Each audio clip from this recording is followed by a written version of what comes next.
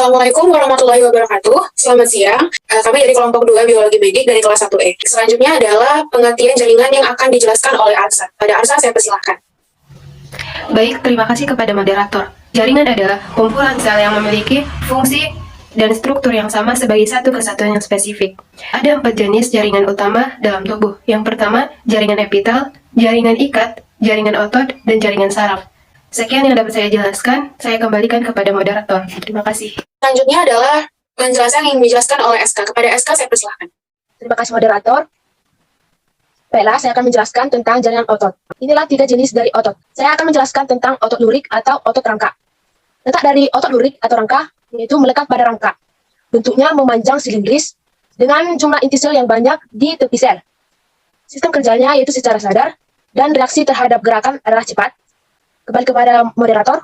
Oke, selanjutnya adalah penjelasan yang dijelaskan oleh Fitri. Kepada Fitri, saya persilahkan. Baik, terima kasih kepada moderator. Saya akan menjelaskan tentang otot polos. Untuk dari otot polos ini adalah gelendong dengan ujungnya yang meruncing. Inti selnya ada satu yang terletak di tengah-tengah. Pada sistem otot manusia, mekanisme kerja otot polos ini dikendalikan oleh sistem saraf otomatis, yang artinya otot ini bisa bergerak melalui alam bawah sadar otak, tanpa perlu dikendalikan dengan pikiran sadar. Lalu, otot jantung. Nah, otot jantung ini bentuknya seperti silinder bercabang, yang inti selnya ada banyak dan terletak di tengah-tengah sel. Berbeda dengan otot polos yang dapat ditemukan di beberapa lokasi di dalam tubuh, otot jantung ini hanya terdapat pada dinding jantung dan dikontrol oleh sistem saraf otomatis. Sel otot jantung memiliki garis-garis terang dan gelap yang disebut lurid. Sekian, saya kembalikan kepada moderator. Selanjutnya adalah mengenai jaringan ikat yang akan dijelaskan oleh saya sendiri. Yang pertama adalah jaringan ikat padat. Jaringan ikat padat atau dense connective tissue mengandung lebih banyak serat kolagen dan sedikit bahan dasar. Alhasil, jaringan ini punya ketahanan atau resistensi lebih besar terhadap peregangan. Baik, pada di sebelah kanan adalah jaringan ikat longgar. Jaringan ikat longgar atau loose connective tissue umumnya terdapat di antara organ yang berperan dalam menerima pesan sekaligus menghubungkan jaringan di sekitarnya. Bagian ini juga mengandung banyak sel sehingga memungkinkan perpindahan air, garam, dan berbagai nutrisi di dalamnya. Baik, penjelasan selanjutnya akan dijelaskan oleh Erika. Pada Erika, saya persilahkan. Baik, terima kasih kepada moderator. Di sini saya akan menjelaskan tentang jaringan epitel. Di gambar yang terlihat, yang pertama ada epitel gepeng atau pipih selapis. Epitel pipih atau gepeng selapis berfungsi untuk menyaring atau filtrasi zat-zat yang hendak masuk ke dalam organ sekaligus menghasilkan pelumas untuk melancarkan kerja organ. Kemudian yang kedua ada epitel pipih berlapis. Epitel pipih atau gepeng berlapis berperan dalam melindungi jaringan yang ada di bawahnya. Kemudian yang ketiga ada epitelium kubus selapis. Epitelium kubus lapis merupakan epitelium yang tersusun dari selapis sel berbentuk kubus. Epitelium kubus lapis berfungsi dalam proteksi, sekresi, dan absorpsi. Sekian, saya kembalikan ke moderator. Selanjutnya akan dijelaskan oleh Vina. Kepada Vina, saya persilahkan.